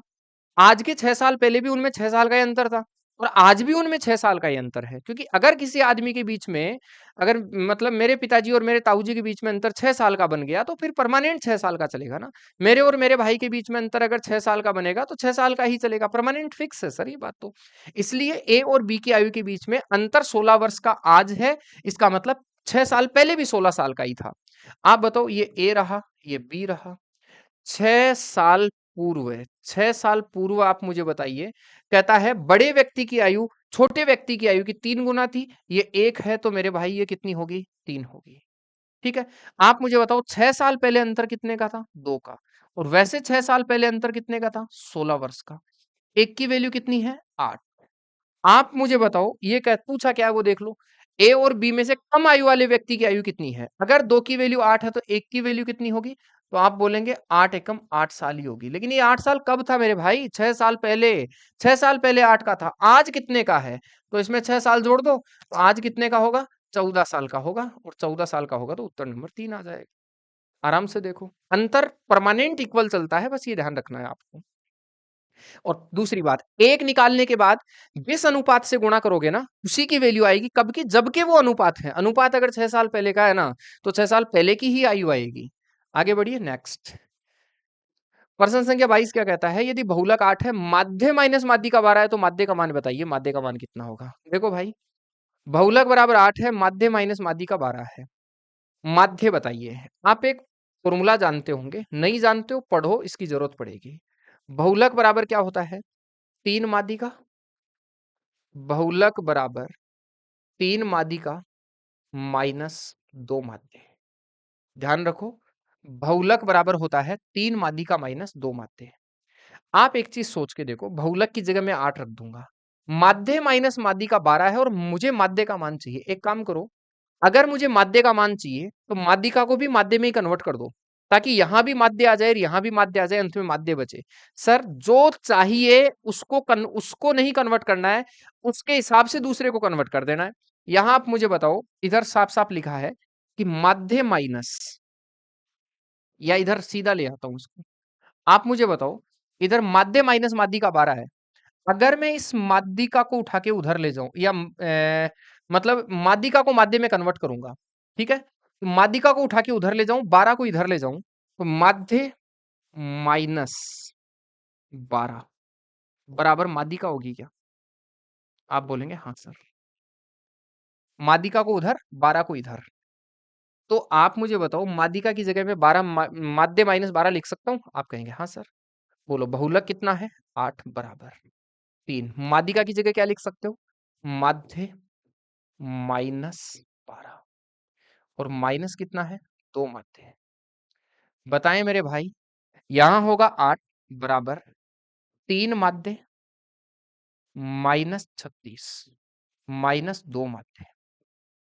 आपको कुछ नहीं करना है, 36 को उठा के इधर लाना है। 36 और 8 44 बराबर 3 माध्य में से 2 माध्य गया तो क्या बचेगा? अकेला माध्य बचेगा। क्या पूछा है आपको? अकेला माध्य ही पूछा है। अगर अकेला माध्य ही पूछा है, उत्तर कितना हो जाएगा? 4। देखो बहुत टॉप का सवाल है।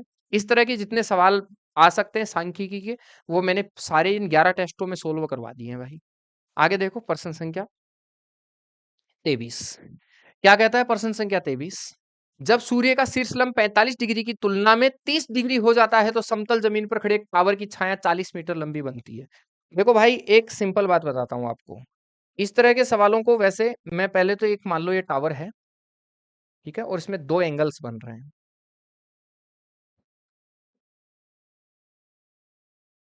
ये एक टावर है, ये इसकी एच ऊंचाई है, ये वाला एंगल बन रहा है 45 डिग्री, ठीक है। इसको थोड़ा सा आगे बढ़ा दिया, छाया। हमेशा ध्यान रखना, ये टावर है आप लोगों का, परमानेंट दिमाग में बिठा लो, ये टावर है, ठीक है। और इस टावर की छाया जो है ना, वो आधार के हिसाब से ये छाया बनती है हमेशा, इसको ही कहते हैं छाया। ये छाया पहले यहाँ थी, अब हो गई यहाँ। अब यहां हो गई, तो जब ये एंगल देखा गया, एंगल कितना आया बताओ? 30 डिग्री। ठीक है, इस छाया में ग्रोथ कितने की हो गई? 40 मीटर की। तीन ही टाइप के सवाल आते हैं, चौथी कोई टाइप नहीं है इसमें। तीन ही टाइप के मात्र सवाल आते हैं। हमें कहता है हाइट बताइए, हाइट कितनी होगी, ऊंचाई पूछी है। यहाँ आप देख रहे हैं दो त्रिभुज बन रहे हैं, एक तो ये वाला त्रिभुज बन रहा है और भाई एक ये वाला त्रिभुज बन रहा है। ऐसे दो त्रिभुज हैं। ठीक है, सिर्फ दो त्रिभुज यहाँ क्रिएट किए गए हैं। आप समझे बात को। ये वाला 45 पर है। आप बताओ, टेन 45 का मान एक होता है तो 1/1। ये टेन 30 है, टेन 30 का मान 1/√3 होता है तो 1/√3। दोनों जगह हाइट तो सेम होनी चाहिए ना, ये बता चुका हूं पीछे। आप समझे, टेन 30 का मान 1/√3 होता है, इसलिए ऊपर एक नीचे √3। टेन 45 का मान एक होता है, इसलिए ऊपर एक नीचे एक। टेन 60 का मान √3/1 होता है, इसलिए ऊपर √3 नीचे एक। बात समझे। आप मुझे बताओ, इस आधार से 45 डिग्री तक की बुझा और इस आधार से 60 डिग्री तक, 30 डिग्री तक की जो लाइन है, 30 डिग्री वाले में से अगर 45 डिग्री वाला घटा दूं तो ये वाला बचेगा कि नहीं बचेगा? आप कहेंगे हाँ, लेकिन हाइट सेम रहनी चाहिए। इधर हाइट सेम है, यस। आप मुझे बताओ, इन दोनों में अंतर कितने का है? √3 - 1 बचा पीछे। √3 - 1 की वैल्यू कितने मीटर है? 40 मीटर है। तो मुझे बताओ, एक की वैल्यू कितनी होगी? तो आप बोलेंगे 40/√3 - 1। ये एक की वैल्यू होगी। ठीक है, अगर एक की वैल्यू 40/√3 - 1 है तो उसको ऊपर नीचे रूट से गुणा कर दो, हर का परमेकरण कर दो, √3 + 1 से गुणा कर दो।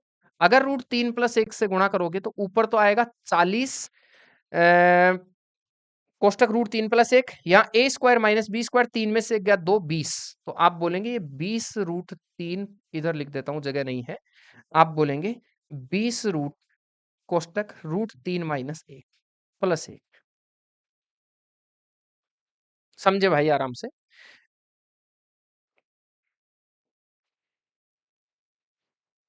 ये इसका एक का मान आएगा हर का परमेकरण करने से। अगर एक का मान 20 कोष्टक √3 + 1 आया तो कहता है टावर की ऊंचाई बताओ, कितनी है टावर की ऊंचाई? एक ही तो है और एक की वैल्यू चाहिए, तो आप बोलेंगे ये उत्तर आ जाएगा। जल्दबाजी में माइनस मत कर देना सर, हर का परमेकरण किया गया है। आप समझो आराम से। मैंने ये सबसे बेस्ट अप्रोच बना रखा है। जो कमजोर स्टूडेंट है वो ऐसे दो त्रिभुज बना लिया करो, बात उतनी ही लगती है। हाइट एक एक है, एक की √3 हो गई तो यहाँ 40 बढ़ गई, √3 - 1 40 है, एक की वैल्यू आ गई है। ठीक है, आगे बढ़िए। प्रश्न संख्या 24। प्रश्न संख्या 24 कहता है सभी अपरिमेय संख्या होती है। चलिए एक नंबर लाइन बताता हूं। संख्या दो प्रकार की होती है सर, आप समझे। संख्याएं दो प्रकार की होती हैं। एक तो होती है वास्तविक संख्या, नंबर सिस्टम पढ़ाता हूं बहुत शानदार तरीके से। और एक होती है काल्पनिक संख्या, ऐसे इमेजिनरी नंबर जिनको बोलते हैं। ये वास्तविक संख्या दो प्रकार की होती हैं। वास्तविक संख्या एक तो होती है अपरिमेय संख्या, प्लीज ध्यान दें। और एक होती है परिमेय संख्या। परिमेय संख्या तीन प्रकार की होती है। एक तो होता है भिन्न, एक होता है पूर्णांक और एक होता है शून्य, जीरो। पूर्णांक दो प्रकार के होते हैं। एक होता है ऋणात्मक, एक पूर्णांक होता है धनात्मक। धनात्मक पूर्णांक ही प्राकृत संख्या के तौर पर कन्वर्ट होता है। इसलिए प्राकृत संख्या और पूर्ण संख्या जीरो मिलकर पूर्ण संख्या बनाती है, होल नंबर बनाती है। इस प्राकृत संख्या के हम तीन हिस्से बनाते हैं। एक बनाते हैं भाज्य, एक बनाते हैं अभाज्य और एक बनाते हैं यूनिटी। यूनिटी के तहत एक को रखा जाता है। एक नए भाज्य है, नए अभाज्य है। एक नए भाज्य होता है और नए अभाज्य होता है। एनसीईआरटी में इस भाज्य संख्या को संयुक्त संख्या कहते हैं, इसको यौगिक संख्या भी कहते हैं, इसको कंपोजिट नंबर भी कहते हैं। अभाज्य संख्या को एनसीईआरटी में रूट कहते हैं, इसको मौलिक संख्या भी कहा जाता है। ठीक है, इसी के नाम है। इसको प्रधान संख्या भी कहा जाता है, इसको प्राथमिक संख्या भी कहा जाता है, इसको प्राइम नंबर भी कहा जाता है। ये सारे नाम इसी के हैं। बात को समझें। ये सब आप लोगों को मैं जब नंबर सिस्टम पढ़ाता हूं तब बताता हूं। यहां से ये आरेख आपको आना चाहिए, वेन आरेख जरूरी है। वेन आरेख में भी इसके सवाल आते हैं। ये कहता है सभी अपरिमेय संख्या है, सारी की सारी अपरिमेय संख्या। देखो मुझे ऐसा लगता है कि ये वास्तविक संख्या है, इस आरेख से समझना, इस वास्तविक के दो हिस्से हैं, एक अपरिमेय और एक परिमेय। बताओ सारी की सारी अपरिमेय संख्या वास्तविक है कि नहीं है? आप कहेंगे हाँ सर। अच्छा, अगले ने कहा पूर्णांक है क्या? नहीं सर, सारे पूर्ण। भाई सभी होने का मतलब क्या है? जैसे देखो भारत से आया राजस्थान, उत्तर प्रदेश, बिहार, महाराष्ट्र, झारखंड, हरियाणा, पंजाब, सब। तो भारत भारत से मैं दो राज्यों के लिए बोलता हूँ। भारत में एक तो आ गया राजस्थान, एक आ गया बिहार। ठीक है, दो राज्य आ गए, या फिर ऐसे कह दो कोई भी दो राज्य मान लो, राजस्थान, बिहार। प्रत्येक, अब भारत का हिस्सा है ना राजस्थान, तो प्रत्येक राजस्थानी भारतीय है, क्योंकि इससे निकला हुआ है, न कि प्रत्येक भारतीय राजस्थानी है।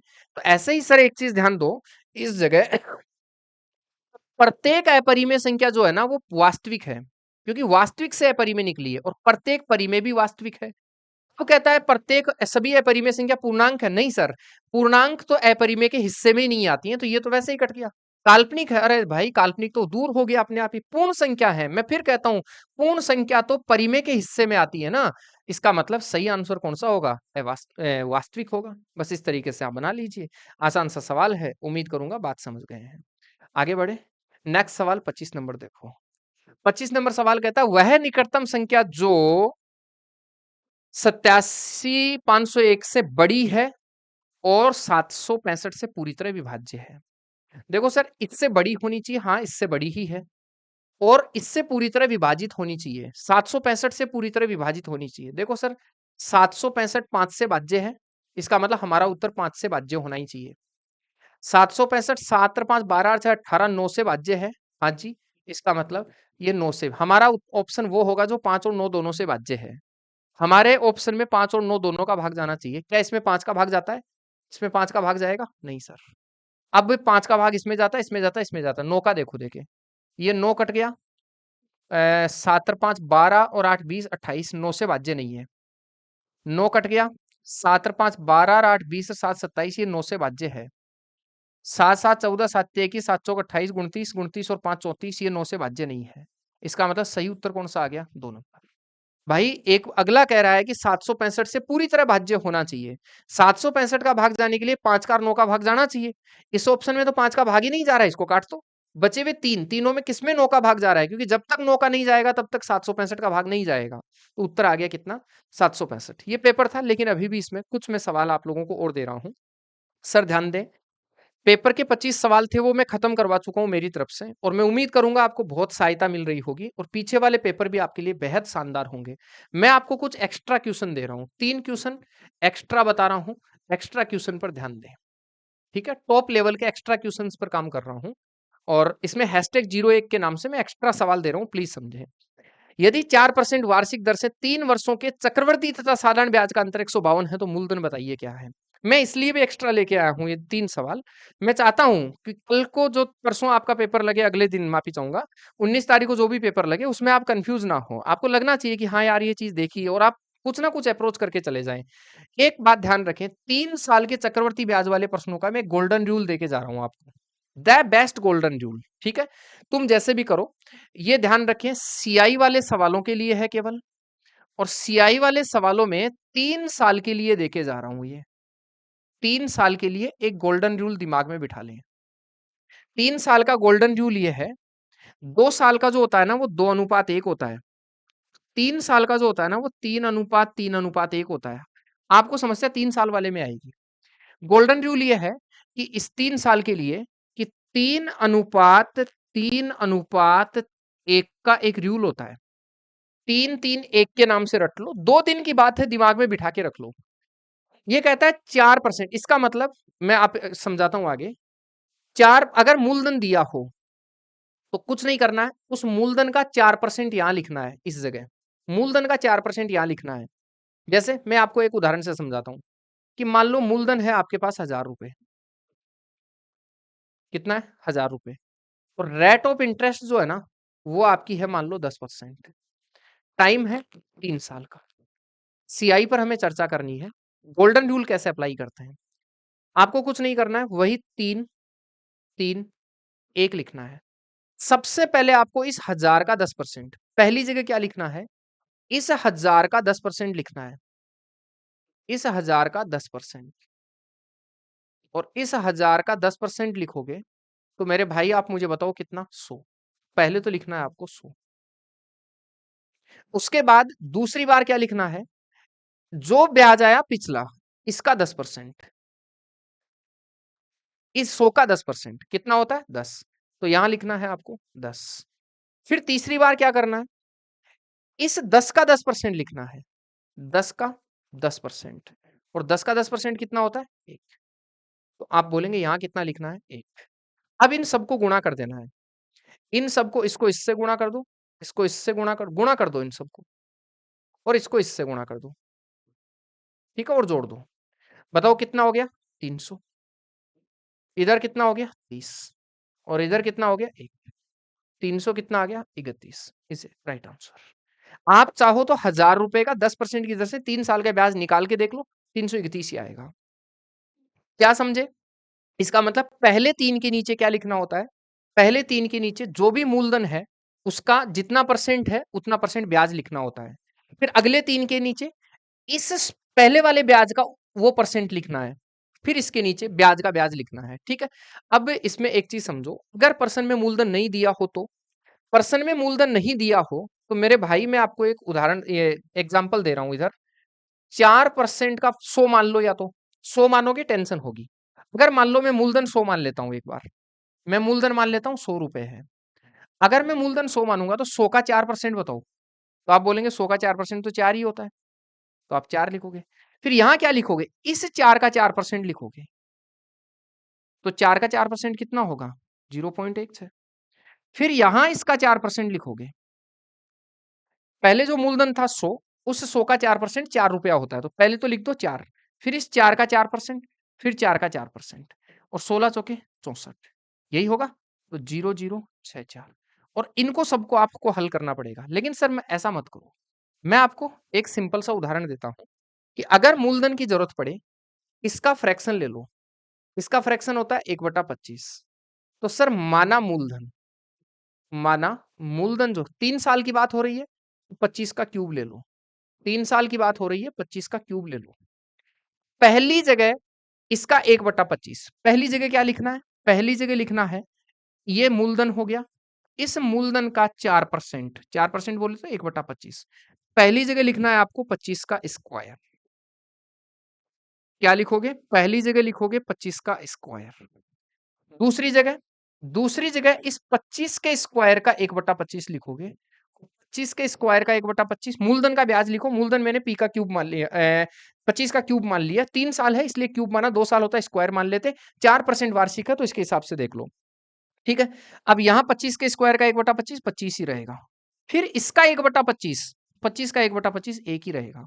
अच्छा मैं पिछली बात एक बताना भूल गया, अगर मैं कहूं कि टोटल सीआई बताओ तब तो सारा ही हो गया, लेकिन मेरे भाई अगर अंतर की बात हो कि अंतर सीआई और एसआई का अंतर, तो सर पहली बार जो लगता है ना वो साधारण ब्याज होता है, ये तो है साधारण ब्याज। और ये वाला जो है ना भाई, ये वाला है सीआई और एसआई का अंतर, ये सीआई और एसआई का अंतर।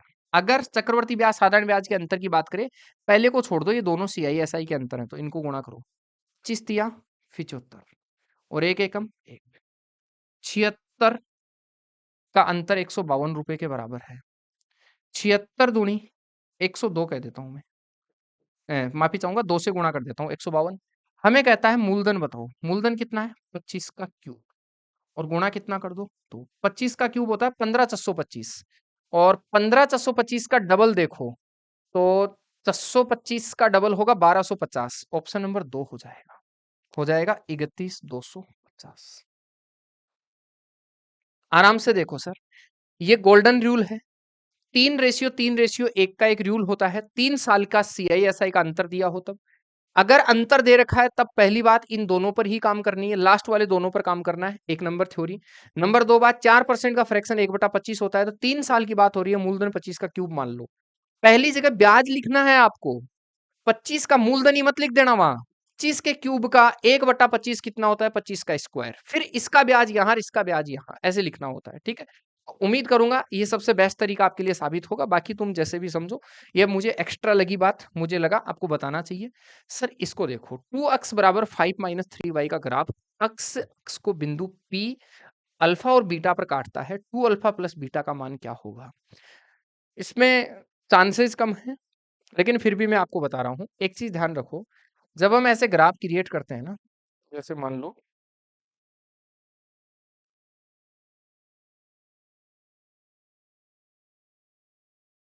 जैसे हम ग्राफ क्रिएट करते हैं, समझे बात को? तब अगर ऐसा कहे ना कि 2 अक्स ये अक्स अक्स पर काटता है, अगर कोई बिंदु अक्स, जैसे मान लो अक्स अक्स पर काटता है, अक्स अक्स पर काटने का मतलब है अक्स पर तो चलो, अक्स अक्स का मतलब है अक्स पर तो चलो, वाई पर देखो, कोई बिंदु यहां है, मान लो इस जगह यहां कोई बिंदु है, इस बिंदु को क्रिएट करने के लिए अक्स अक्स पर कितने चले, पहले अक्स को लिखते हैं 7, और वाई पर कितने चले 4, इसलिए 7 4 हुआ। अगर कोई बिंदु मैं यहां क्रिएट करूं, अगर कोई बिंदु यहां क्रिएट करूं, आप अक्स अक्स पर तो कितना चले 4, और वाई अक्स पे ऊपर कितना बढ़े, तो सर आप अक्स वाली लाइन पे ही चल रहे हैं, ऊपर आप बढ़े ही नहीं हो, इसका मतलब वाई का मान कितना है 0। पहले अक्स लिखते हैं भुज, फिर कोटि लिखते हैं, भुज और कोटि, ये अक्स है और ये किसकी वैल्यू होती है वाई की। अगर अब इसका मतलब है ये बिंदु अक्स अक्स पर काट रहा है, अक्स अक्स पर काट रहा है, इसका मतलब वाई पर आप बिल्कुल भी ऊपर बढ़े ही नहीं, ना इधर उधर ऊपर नीचे नहीं आए, अक्स वाली लाइन पे ही बिंदु ड्रॉ किया है। अगर अक्स वाली बिंदु पे लाइन ड्रॉ कर रहे हैं, इसका मतलब वाई पर आपको नहीं चलना है, वाई 0 रखना है, और वाई 0 रखने का मतलब अक्स अक्स पर काटना हो गया एक तरह से। तो अगला कहता है बिंदु अक्स अक्स पर काटता है। अगर बिंदु अक्स अक्स पर काटता है मेरे भाई, तो इसका मतलब सिंपल सी बात है कि इसका मतलब है वाई का मान कितना है पक्का 0। y का मान अगर 0 है तो इसको सोल्व करता हूं, समझेंगे? आप बोलेंगे 2x बराबर 5 माइनस 3 को 0 से गुणा करूंगा तो 0 हो जाएगा। x का मान बताओ कितना हो जाएगा, 5/2। x का मान होगा 5 बटा कितना, ये लो। और y का मान तो क्या होगा जी, 0 होगा। y का मान तो 0 है, x का मान 5/2, y का मान 0, इसका मतलब अल्फा और बीटा बोला यहाँ, अल्फा और बीटा बोला तो x जब बिंदु काटता है तो ये अल्फा तो है 5/2, बीटा है कितना 0। हमें कहता है 2 अल्फा 2 × 5/2 और प्लस 0, 2 से 2 कट गया, 5 प्लस 0 कितना होगा 5, आंसर बोलो कितना बनेगा 5। ऑप्शन नंबर है 4। बहुत बढ़िया सवाल है, आराम से देखो, बिन अक्स अक्स पर काटने का मतलब है y का मान 0 है, वहां y का मान 0 रखा, अक्स का मान 5/2 और y का 0 है ही, तो यहाँ वैल्यू रख दो बस। ठीक है, अल्फा और बीटा, मैंने कहा जब बिंदु काटते हैं तो अक्स वाई के ही होते हैं पॉइंट। ठीक है, तो उत्तर कितना आ जाएगा। और तीसरा सवाल और लास्ट सवाल है हमारी क्लास का, ठीक है, बात को समझे। यदि अक्स वाई के अनुक्रमानुपाती है, सर ये भी एक ट्रेंडिंग सवाल रहा है, अक्स वाई के अनुक्रमानुपाती है तथा अक्स बराबर 3 होने पर वाई बराबर 5 है, तो अक्स बराबर 7.8 होने पर वाई का मान ज्ञात कीजिए कितना होगा। देखो भाई, यहाँ अनुक्रमानुपाती का मतलब होता है समानुपाती, इसका मतलब होता है अनुक्रमानुपाती और समानुपाती एक ही चीज है। तो इसका मतलब है कि अक्स समानुपाती है किसके, वाई के। अगर अक्स वाई के समानुपाती है तो इसका अर्थ है अक्स अनुपात वाई, सीधा सीधा है। लेकिन अगर व्यस्त कर्मानुपाती हो जाता तो अक्स अनुपात 1/y लिखते हैं, इसको ऐसे लिखना पड़ता फिर। ठीक है, व्यस्त कर्मानुपाती बोल देता तो हम ऐसे लिखते, मतलब इस शब्द को देखकर आपको अक्स और वाई का रेशियो बनाना है। अगर समानुपाती अनुकर्मानुपाती बोला है तो अक्स अनुपात वाई सीधा लिखना है, लेकिन अगर व्यस्त कर्मानुपाती बोल दे तो ऐसे लिखना है आपको। अब समानुपाती के उदाहरण में क्या होता है, केस में क्या होता है, समानुपात तब बनता है जब ए अनुपात बी का वही अनुपात है जो ए अनुपात बी का दोबारा आ जाए, दो अनुपात आपस में बराबर हो जाए तो समानुपात होता है। ठीक है, अगर आपको कुछ नहीं करना है, मैं आपको एक सिंपल सी थ्योरी दे रहा हूं सर, कि यहां जो दे रखा है उसको लिख लो, अगर ऐसा दे रखा है तो ऐसे लिखो, ऐसा दे रखा है ऐसा लिखो। अब अगर व्यस्त कर्मानुपाती दे रखा है तो अक्स के साथ वाई का ऐसे संबंध है, बस इसको डबल बार रिपीट कर दो, इसको सिर्फ डबल बार रिपीट कर दो। अगर व्यस्त कर्मानुपाती दे रखा है तो अब अक्स की जगह 3 रखते हैं, वाई की जगह 5 रखते हैं। फिर कहता है अक्स की जगह ये रखते हैं तो वाई की जगह क्या है, माफी चाहूंगा, अक्स की जगह ये रखते हैं तो वाई की जगह क्या आएगा, अंतः पदों का गुणनफल बाह्य पदों का गुणनफल करेंगे, अगर वो होता तो। लेकिन वो हमें दे ही नहीं रखा है, हमें समानुपाती बोला है डायरेक्ट ही। अगर समानुपाती बोला है तो समानुपाती के केस में तो अक्स वाई 2 बार रिपीट होता है, अक्स वाई दो बार रिपीट होता है। बोलो अक्स का मान कितना होगा 3, y का मान कितना होगा 5, x का मान कितना होगा 7.8 और y का मान ज्ञात करना है। ठीक है, अंतः पदों का गुणनफल बराबर बाह्य पदों के गुणनफल के बराबर होता है, जानते हैं। आप बताओ 5 गुणा मतलब 3 गुणा y बराबर होगा 5 गुणा 7.8। काट लो भाई, अगर काटेंगे 3 से काटेंगे 26 तिया 78, 26 पंजे 130, y बराबर कितना आया 13। y बराबर 13 आने का मतलब उत्तर नंबर कितना होगा आपका 2। उम्मीद करता हूँ बात समझ गए हैं। ये मेरे दोस्त बिग बूस्टर नंबर 11 था। अब बिग बूस्टर नंबर 12 मैं आप लोगों के लिए और रिकॉर्ड करके अपलोड कर रहा हूँ। इन दिनों में लाइव नहीं आ रहा हूँ मैं, क्योंकि मुद्दा ये नहीं है ना कि आप लोगों को लाइव आके आपका टाइम खराब करना मकसद ही नहीं है। हम ये चाहते हैं कि स्टूडेंट खुद से अब जितना वक्त दे सके उतना वक्त दें। सर 18,799 पोस्ट है, 2,81,000 सीबीटी 2 के लिए बैठ रहे हैं, 1.5 लाख सीबीटी 2 के लिए पास करेंगे साइको के लिए। उनमें से काट पीट के 18,799 बच्चों को सिलेक्ट करना है। और याद रखें इस वक्त जो आपने तरीके से जो पढ़ने की कोशिश कर रहे हैं, फाइनल वही बच्चे सिलेक्ट होंगे। 1.5 लाख में बहुत सारे बच्चे आ जाएंगे, सीबीटी 2 पास कर जाएंगे, लेकिन साइको के लिए जो बच्चे निकल के आएंगे वो सर क्रीम बच्चे होंगे। और याद रखें इसलिए मैं लाइव आने के बजाय ये मैंने बीच में क्लासें भी इसीलिए रोकी थी कि आप जो हैं जो पार्ट कमजोर हैं उनको कवर करें। ठीक है, और अभी जो है मैं चाह रहा हूं कि आप लाइव देखने के बजाय मैं रिकॉर्डेड मोड पर डालूं, ताकि उसको आप 2x स्पीड से भी जो देखना चाहे वो देख सके फटाफट। मतलब 2 घंटे की क्लास को 1 घंटे में आप पूरी कर लें। अब जैसे ये क्लास जो है हमारी 1 घंटा 20 मिनट लगभग कवर हुई है, तो 1 घंटा 20 मिनट की क्लास को जो है आप लगभग जो है 40 मिनट के इर्द-गिर्द में कंप्लीट कर लें, या 45 मिनट 50 मिनट में कंप्लीट कर दें। इसलिए मैं रिकॉर्डेड मोड पर ये क्लासेस डाल रहा हूँ। अभी मैं आप लोगों के लिए शाम तक एक एडवांस मैथ का 80 प्रश्नों के लगभग का एक शानदार सा वीडियो आप लोगों के लिए मैं अपलोड करूँगा। आप उसे देखना, एक भी सवाल उसमें से बाहर से नहीं आएगा। पूरी ज़िम्मेदारी से जो है वो मैं तैयार कर रहा हूँ। जुड़ने के लिए आपका बहुत-बहुत शुक्रिया। मिलेंगे अगली क्लास में। धन्यवाद।